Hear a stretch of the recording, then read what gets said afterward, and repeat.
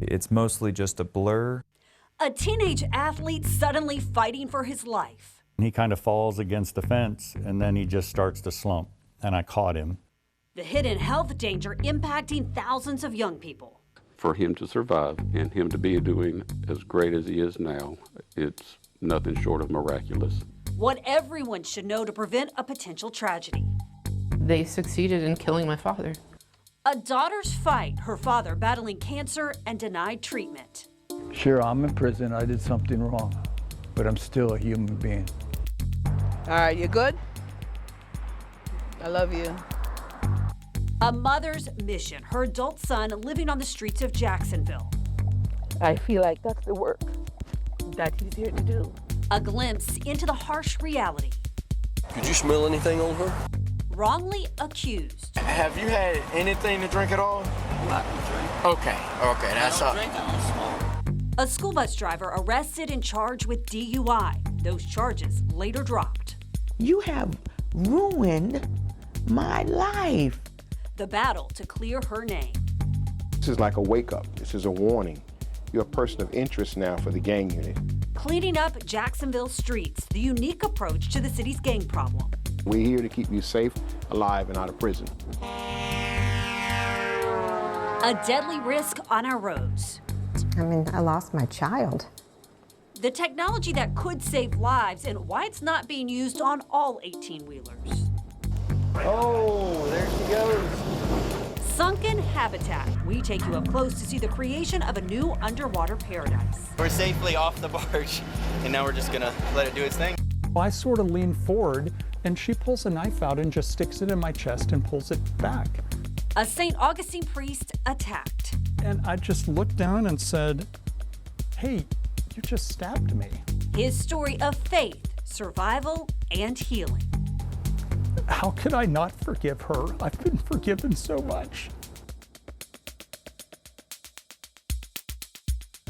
Tonight, we are digging deep into the stories of ordinary people who have faced extraordinary challenges. Thank you for joining us for Dateline Jacksonville. I'm Heather Crawford.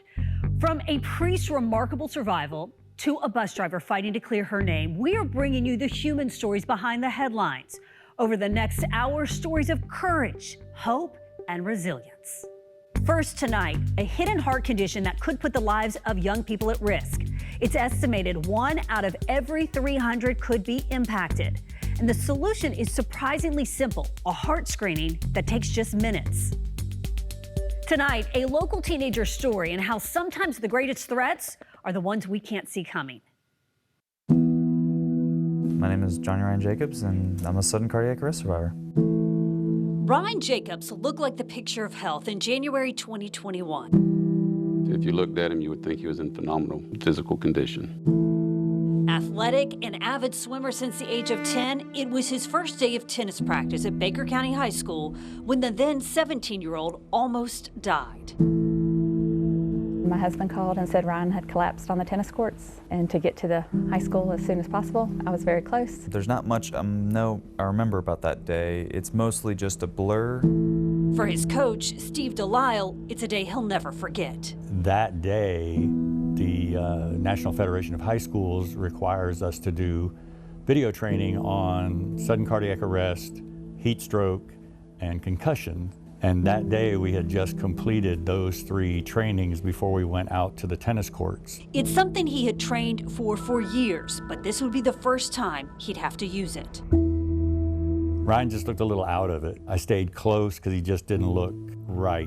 The next thing I know, I'm standing there talking to him and a couple of the other players, and he kind of falls against the fence, and then he just starts to slump, and I caught him. He immediately started CPR, which saved Ryan's life. I don't know, everybody wants to say, you were a hero, you did this, you did that, and it was like, no, I just did what I felt like I was trained to do.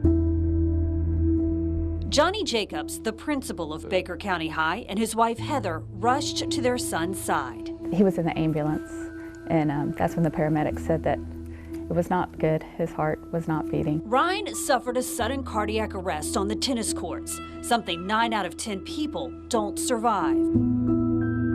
He was life-flighted to Wolfson Children's Hospital. Landing at Wolfson's, he went to sudden cardiac arrest again. And that's not all. During the whole ordeal, he also suffered a stroke. For him to survive and him to be doing as great as he is now, it's nothing short of miraculous. There's divine intervention there. Ryan was diagnosed with a genetic heart condition known as ARVC, a condition that Jacobs say an electrocardiogram could have helped detect. It could have picked up his irregular heartbeats. One of his brothers has since been diagnosed with the same heart condition. The more you know, the more educated you can be, the more you can be prepared. I never thought I would be in this position, and I'm grateful that my son is alive. Now 21, Ryan can't do a lot of the physical activities he once loved to do because of his heart condition. But he says he's just grateful to be alive. What do you want people to take away from your story? Just want people to know that, you know, it can happen to all ages, from 80 years old to 2. It can happen to anyone at any time. It happened. He wasn't under a tremendous amount of stress. He wasn't swimming laps in the pool. He was just batting a tennis ball back and forth and getting used to using a racket. And then he was down. If there's anything that someone can do to avoid things like that, why would you not?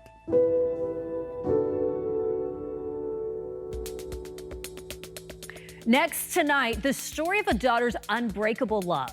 They succeeded in killing my father. To the system, Raymond Gregg is just a number. But tonight, Jeannie Blaylock brings us a story of family, justice, and one daughter's fight.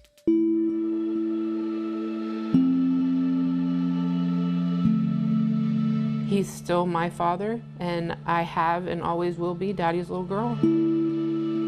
Raymond Gregg, a Vietnam War veteran, honorably discharged, but his daughter says haunted by PTSD.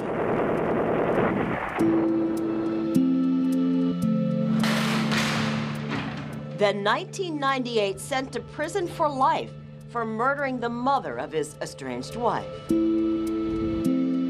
According to the arrest report, the victim was 77 years old. There was a physical altercation, and Gregg pushed the victim. She fell, striking her head. He dragged her body to her bedroom and called 911, saying she died of natural causes. We reached out to the victim's family. They say it's just too upsetting to talk about. Gregg's daughter, she says he got blackout drunk. That was 26 years ago, and from prison for all these years now.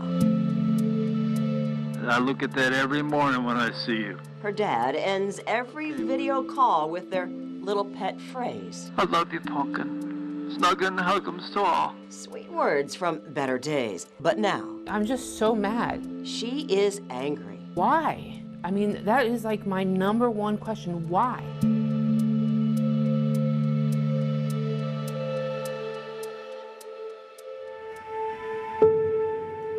Kelly says her father has cancer and now he's going to die because the prison system didn't treat it. Have you ever heard of Tylenol being a treatment for somebody with cancer, a tumor eating his brain? Doctors' reports show Kelly's dad has eccrine carcinoma, cancer of the sweat glands, and the hope of curing it is gone. They succeeded in killing my father. So what happened? Let's start here. I pledge allegiance to the flag. I met Kelly's dad, Raymond Gregg, at Union Correctional last year at this Veterans Day program. Lead, guide, and direct us with that Holy Spirit. And their chaplain? Father, we love you. Kelly's dad. Make our faith strong. And Gregg told me he was in pain. I have an excruciating headache. And he took off his bandage. See that garbage in there? To show me the lump over his ear. It started out with a little mark behind my ear. But now, 7 years later, it's oozing. Gregg does not blame Vietnam. He committed the murder. But he says, Miss Jeannie, I don't want to die. His daughter has spent hundreds of dollars to get her father's medical records. I have proof of everything. CT scans, MRIs, piles of emails. I've learned that proof gets me nowhere.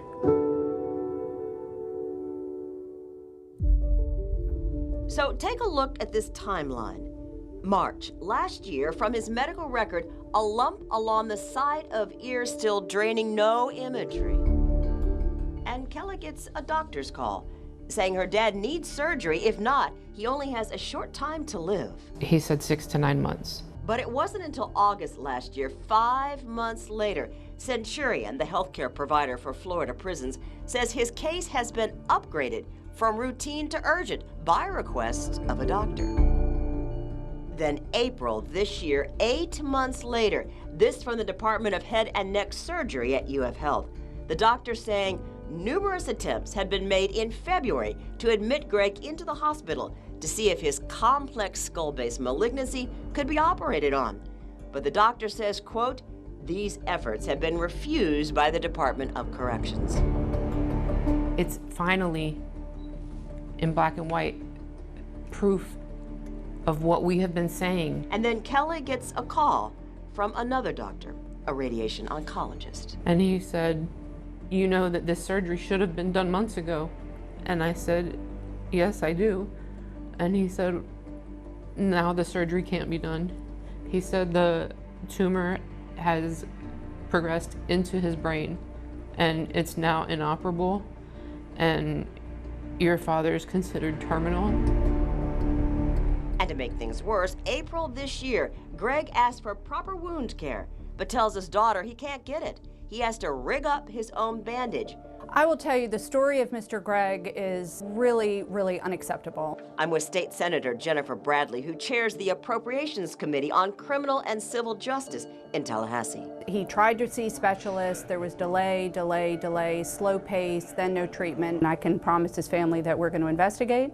We're going to look into it, see who dropped the ball, and have accountability. We reached out to Centurion and the Florida Department of Corrections. No reply from Centurion, but FDOC sent this email saying, in part, upon intake, each individual undergoes a comprehensive health examination, and we continuously monitor and evaluate inmates for their medical, dental, and mental health needs throughout their incarceration. Kelly does not have an attorney working on her dad's case, but other families are suing. Case and case again, we see delay and delay. Attorney James Slater has several cases right now in federal court in Jacksonville against Centurion and the DOC. One is about Elmer Williams. Slater says the inmate was so sick from prostate cancer, he couldn't walk. He also developed terrible sores on his buttocks, which still haven't fully healed. Centurion has a $375 million contract with the state of Florida. Senator Bradley says better staffing and other changes are in the works. However, we have got to hold Centurion's feet to the fire. Kelly knows it's too late to save her dad, but she wants attention on this issue. And so does her father. Sure, I'm in prison. I did something wrong, but I'm still a human being. And I just don't want the rest of these guys to have to go through this kind of crap. A son battling mental illness, living on the streets. When we return, a mother's journey of unwavering love. All right, you good? I love you.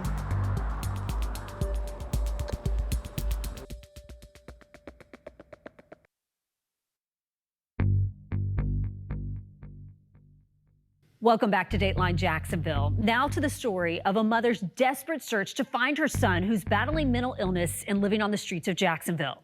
Our Keitha Nelson gives us an inside look into this family's raw, emotional struggle. What happens on a typical Sunday for you? Well, on a typical Sunday, I get up, I do my house, clean my house, do laundry because I have a business and I have to do laundry, linen for my office. And then Sunday, I go try to look for him. Life's turns landed Rosemary Allen here in her car on a bumpy ride in search of her son, Craig. My fondest memory of Craig was when he was probably about 4. She recalls vividly his little hands cupping her cheek. Even today, I can remember, the tactile sense of that, him touching my face never goes away. The promise between a mother and child to always be there, no matter where rough roads may lead. As an infant, my mom just left me on the street with strangers and walked away. Raised, she says, in abusive foster homes, Rosemary, a mother of 5, aims to be the type of parent she never had. This is one of the places that he hang out sometimes when I can't find him, but I usually go to his spot first. Craig's spot is nestled underneath a bridge where he guards his stuff from rainwater that tends to wash his books away, animals searching for a meal, or other people in desperate need. And I cry a lot. I don't cry as much anymore because he is one of the ones that has convinced me, Mom, you know, God is taking care of me. Don't worry about me. But she often does. I'm trying to save money for that, to get him a little plot of land somewhere. But the thing is that when somebody's mentally ill, there's so much stigma related to it that it's not easy. Even if I could get him a little trailer home somewhere to rent, I would be happy to do that. But people are not going to allow him to be there looking the way he is because he don't look like everybody else. Our drive came to an end as we approached the bridge where Craig can often be found. But before opening her car doors, there's one right here. She opened her heart, filled with memories of a different time. Drawing from them, you always love to draw. She imagined Craig would grow up working in the arts, perhaps become a veterinarian, or work with plants in some capacity. I'm gonna see if I see him. He's now 46 years old. Craigie! Diagnosed with schizophrenia. Craig, you here? Living on the streets of Jacksonville. So he's not here. It doesn't seem like he's here because if he's here, he would have come out already. So when I come and I don't see him, then I go do other things. I come back. Sometimes I'm here 3 different times. Oh, here he is. There's her son. She found him today. Hey, Craig, were you sleeping? Pull up your clothes, baby. Craig spoke to us as best he could until he couldn't. His mental health issues took over, and we walked back to Rosemarie's car. Pull up your pants, man. To fulfill today's mission. I got you your red velvet cake, Craig. She brought her son momentary reprieve from life unsheltered. Did you eat, Craig? Did you want me to go get you some McDonald's? She did just that like any mom would, making an extra stop and special delivery for her special child. All right, you good? I love you.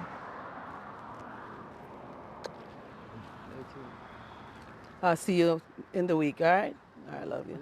Take care of yourself. Her walk along the bridge's edge. Whew. This ain't easy.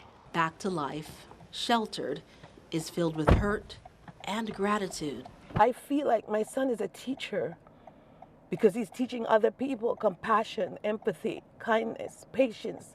You know, all these things that we're lacking, he's bringing it to them. And so I feel like that's the work that he's here to do. And that's a part of his purpose. And that makes me grateful that he's able to do the work that he's supposed to be doing. A school bus crashed, a driver's reputation shattered. Coming up next, one woman's long fight to clear her name. You have ruined my life.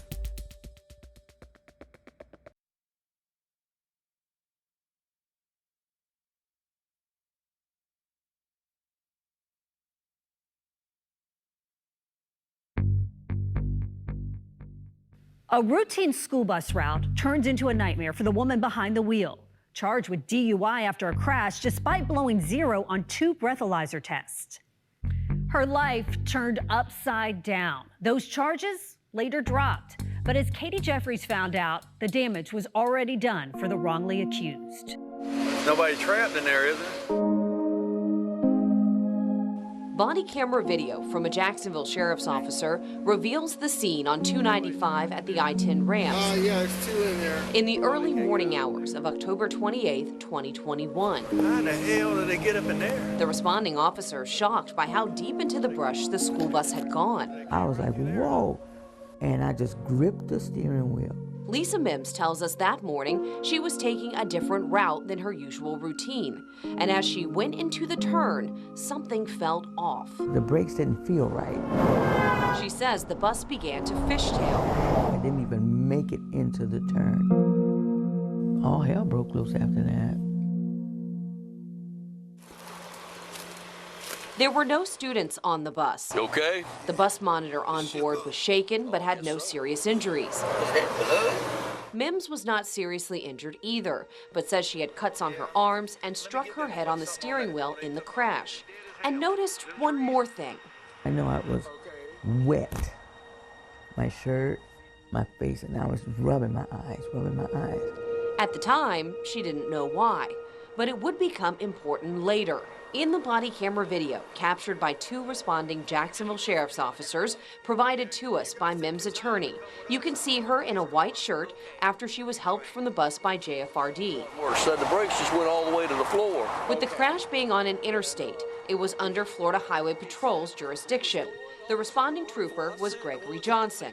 After looking at the bus up in the brush, he goes to talk to Mims. What happened?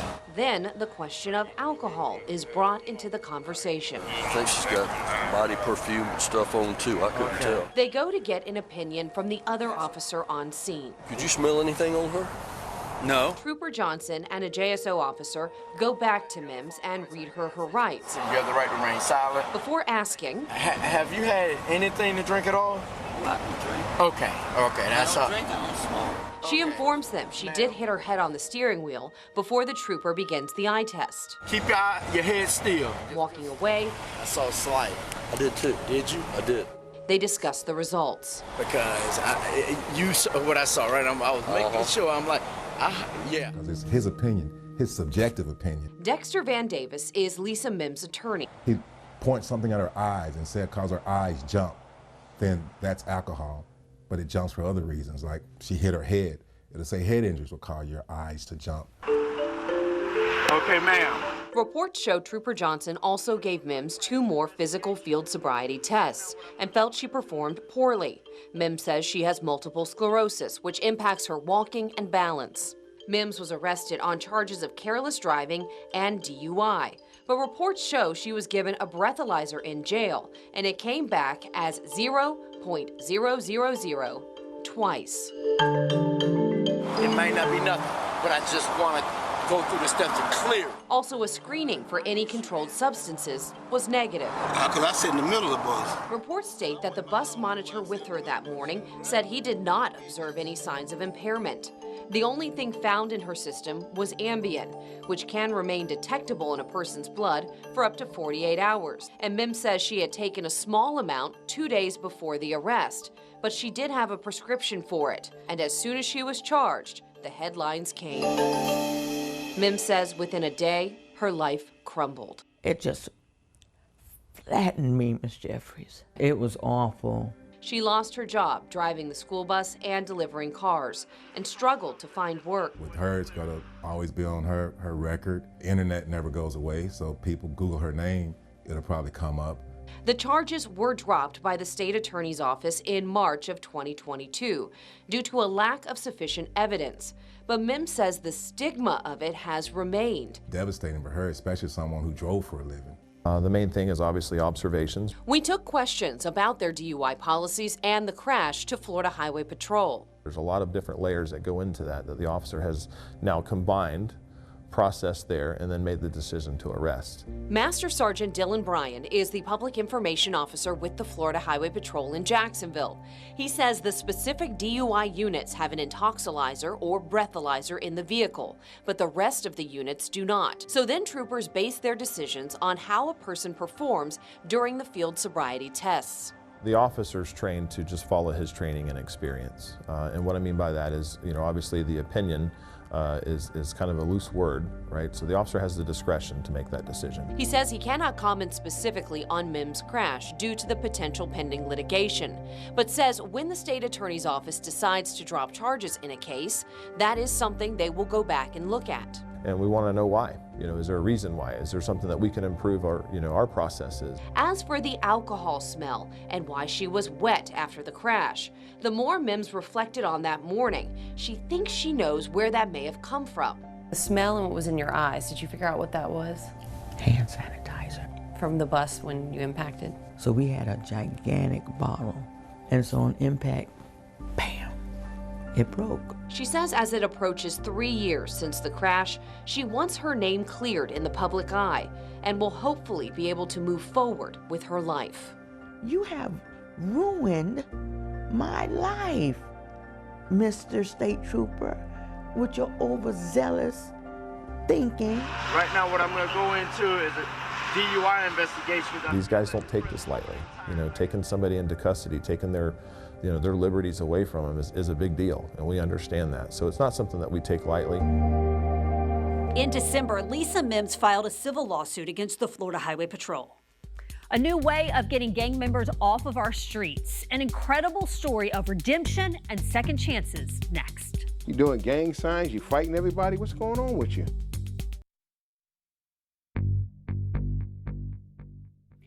In Jacksonville, gangs are a real problem. Police say there are 30 active groups with nearly 600 members. But tonight, meet a unique partner working with the gang unit at the Jacksonville Sheriff's Office to change lives. As Jeannie Blaylock shows us, their mission is radical intervention to keep gang members safe, alive, and out of prison. We will keep coming for you until Jacksonville is free of violence and all of its citizens can live in peace. All right, sir. The cops are looking. Dissing other rappers. Scouring social media. Posting images with firearms. They see the guns. A lot of these people that we deal with are violent or around violent. And here at the state attorney's office every Thursday, How we can go a little further. Switzerland meets with the JSO gang unit. They target 4 homes. So we need to go see him. And then police escort Switzerland to the front doors. Good morning. Are you the mom? I'm Grandma. You know why we're here? This is very serious. He has been in multiple fights. You doing gang signs? You fighting everybody? What's going on with you? How old is he? 2011, 14, 13. This is like a wake up. This is a warning. You're a person of interest now for the gang unit. Okay, we're here to keep you safe, alive, and out of prison. He's heading bad unless we grab him. At first, the boy balks. We don't arrest you. At least not yet. All right, give me some pounds. The boy, though, starts to listen. All right, man, get on up. Give me a hug. Switzerland leaves a phone number. He gets a handshake and a hug. Thank you, guys. She said thank y'all. Later, the teenager calls Switzerland and signs up for help. So, who is Switzerland? I escaped from New York. They wanted to kill you? Oh, yes. Switzerland, Pastor Garland Scott, was in a gang. He was the enforcer. I was to hurt you, beat you up if you didn't pay your debts. And why the name Switzerland? I'm the safe place. He offers a safer life, a better life. Do you need a high school diploma? Do you need a job? 1,000 homes so far, and the success rate for the group violence intervention, as it's called, according to JSO, 50% called in for help, 30% entered into resource initiatives. Do you go contact every kid that shows up in a video with a AR-15 or AK-47? We try to. And the actual relocations, they work if the gang members stay out of town. Said I relocated 39 people, maybe 17 made it. The rest came back, and they died within weeks or days. And that takes us to this exclusive interview. It was our first out of 39 relocations. This young man, Keenan, agreed to go on camera. Is that you?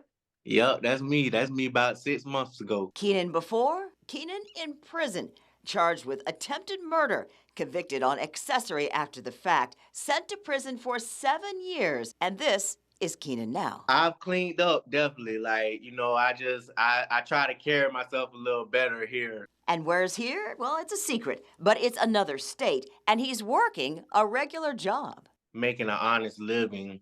I don't want to be labeled as something like a thug, a dude in the streets. I want to tell you, first of all, I'm proud of you. And Pastor Scott stays on him. Don't let yourself down. Keenan's relocation, his choice, and funded by donors and nonprofits.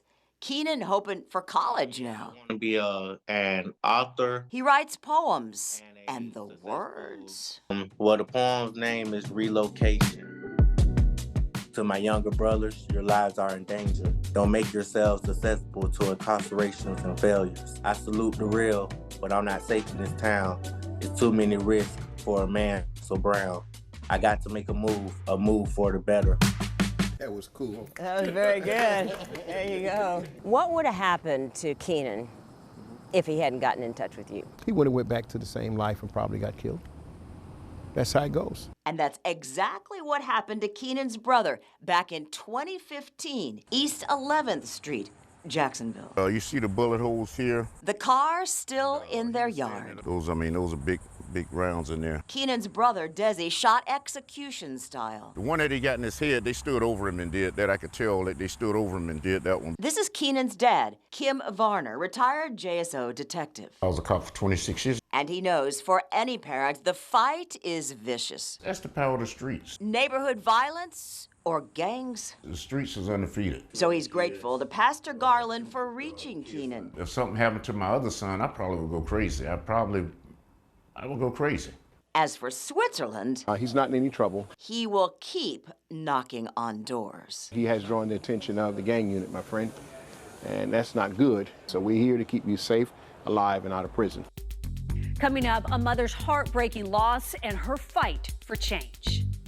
I lost my child. It breaks my heart on a daily basis to know that she is not here.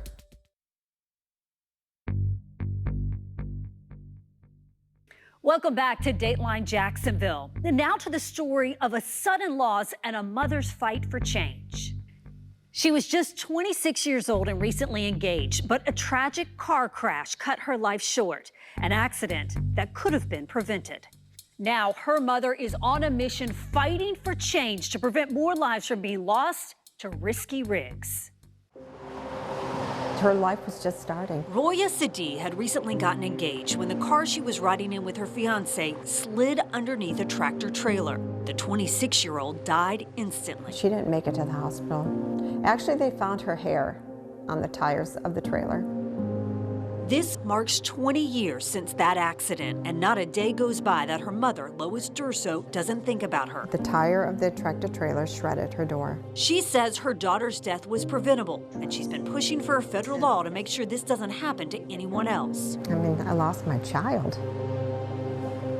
Roya died in a side underride crash. That's when a passenger vehicle goes under the side of a tractor trailer. The engine and everything that's there to protect a frontal impact before it gets to a vehicle occupant is rendered irrelevant in a side underride because the vehicle just goes right underneath the semi-trailer. This crash test video shows what happens. And unfortunately, most of those crashes are fatal or involve catastrophic injury. Joe Camerlango, founder of the truck accident law firm in Jacksonville, has seen firsthand the devastating effects. In my client's case, it was a full-size pickup truck that literally went right under the trailer and came out on the other side. And you saw what was left of it, nothing. He says these types of crashes can be deadly even at low speeds. The first impact is the windshield.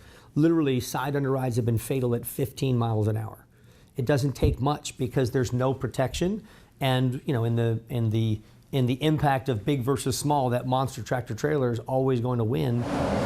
But technology exists right now that can stop cars from going under tractor trailers. Watch what happens when there's a side underride guard like the one in this crash test. In those crashes up to 40 miles an hour, we saw very low risk of a serious injury. We also then ran, just essentially to illustrate the problem, a test without the side underride guards, and you would expect a fatality in that kind of crash. Matthew Brumbelow is a senior research engineer at the Insurance Institute for Highway Safety. He says while there are no regulations for side underride guards in the U.S., changes are necessary. We believe that hundreds of lives a year would be saved by requiring side underride guards. And the reason that those side underride devices are not mandatory is what? It's just the trailer manufacturers and politics. Really, it's about money. The National Highway Traffic Safety Administration, known as NHTSA, declined our request for an interview. But its report to Congress in June says side underride guards are 97% effective at mitigating fatalities at speeds up to 40 miles an hour and would save about 17 lives a year if all trailers are equipped with them. However, its cost-benefits analysis found it would be negative to the tune of $1 billion. The American Trucking Association says it would cost $35 billion to install these guards on all existing trailers. David Heller with the Truckload Carriers Association says there's a better solution. Rather than justifying the crash like a side underride guard would do, the reality is something like automatic emergency braking, if it was placed on both trucks and passenger vehicles, and you're starting to see it more and more, that would go a much further way to preventing these crashes altogether. Those in favor of mandating side guards believe the number of deaths attributed to this type of accident is grossly underestimated because only 17 states have an underride field on police accident reports. Florida and Georgia are among 33 states that do not. Literally, the only way a Florida crash gets reported as underride is if the officer writes side underride in the description. That is it. Like so many others, Roya's death was not counted as a side underride death because it was not written on the crash report. We can't get an accurate count, and that's one of the things that the industry does is, there's not enough people dying in order to do something and to prevent underride. Well, Durso has been advocating for years for a federal mandate to require side guards. I think people will be shocked to know how many people throughout the country are dying of underride. She also wants an underride box on every police report in the country. People are dying every day because of underride. It happens in the blink of an eye, and there are ways to prevent it, but if nobody knows about it, then nothing gets done. From a rusty barge to an underwater paradise, the incredible mission right off our first coast. We're safely off the barge, and now we're just gonna let it do its thing.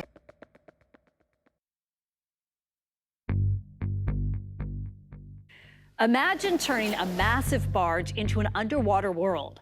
Tonight, we're diving into a story that's all about transforming something that's meant to float into an incredible artificial reef beneath the waves. Our Jessica Clark captured the moment watching the barge become a sunken habitat. Early one morning this summer, as the sun pushed above the horizon, it is going to be bumpy. Captain Will Hinton and his team headed off Jacksonville's coast, bound to meet up with a barge already in place.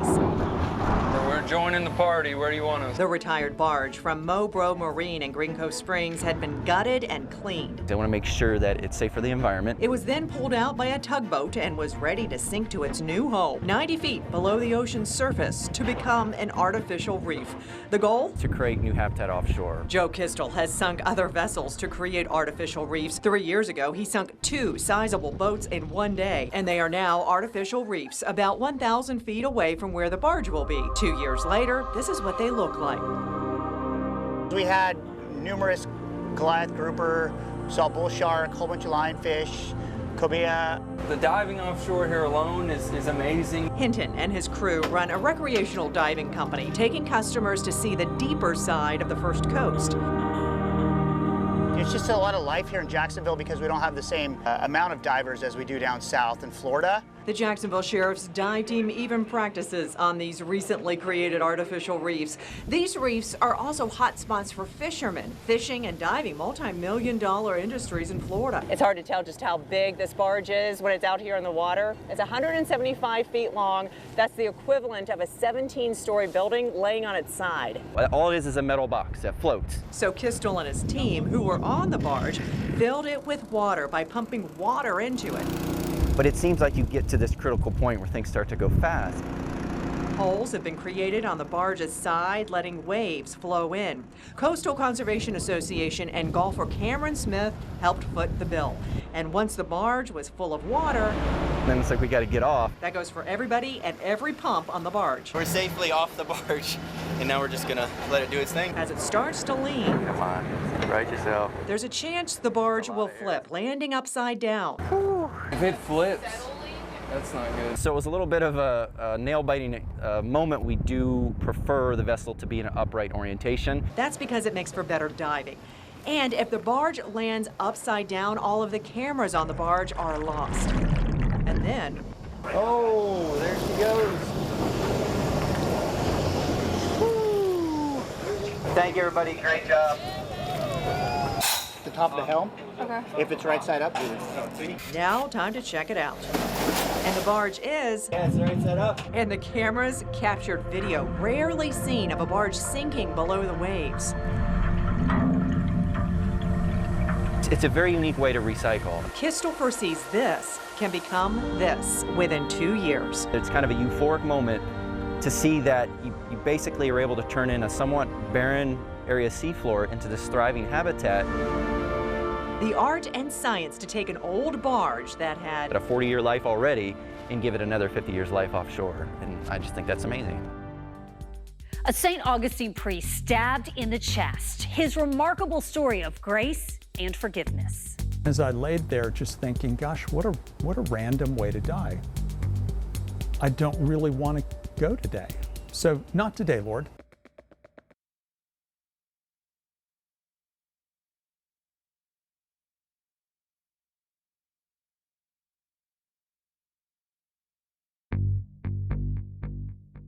Tonight, a St. Augustine priest with a message for all of us after a random attack.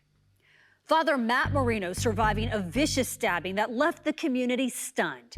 Rich Johnley sharing the priest's remarkable story of faith, survival, and healing. I'm just sitting there at a breakfast joint with a friend, and this girl walks past, turns, looks at me and says something like, "I have problems." And, you know, pastors instinctively go, "Oh, well, tell me your story." And so I sort of lean forward, and she pulls a knife out and just sticks it in my chest and pulls it back. And I just looked down and said, "Hey, you just stabbed me." And then I remember thinking, well, I just don't want to go like this. You know, this seems senseless and random, and not today, Lord. It's natural for a priest to believe in a higher power, but the fire truck that responded to the 911 call was actually blessed by Father Matt 3 years earlier. So I hear the first responders trying to figure out, where do we take him because he's not going to survive the transport. And I just remember sitting there thinking, well, we'll see. Father Matt Marino was rushed from San Marco Avenue in St. Augustine to HCA Florida Memorial Hospital in Jacksonville with a severed pulmonary artery and a collapsed lung. I heard the trauma surgeons in the hospital telling me I'd lost 2.5 units of blood. You know, from that, after that initial prayer, I just had this sense that it's going to be okay. He spent 6 days in the ICU. Currently, Ariana Gibbs is behind bars, charged with second-degree attempted murder and accused of stabbing Father Matt Marino in the chest.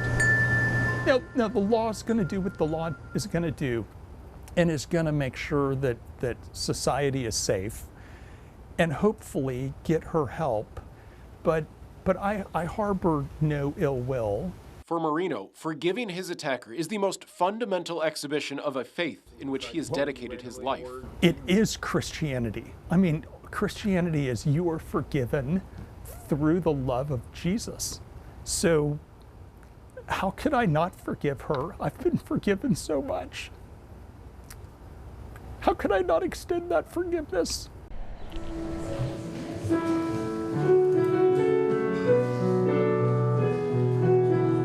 A man who devoted his life to his faith, alive after a severed pulmonary artery and the slimmest chance of survival. Now, here's where the first sermon after the stabbing, I need to make the obligatory reference to it. Here it is. I don't know why God allowed me to be on the street. We often want to know why we're suffering. And many of our trials are not for us at all. They're to prepare us to help others. This is the world. Beautiful and terrible things happen. Do not be afraid.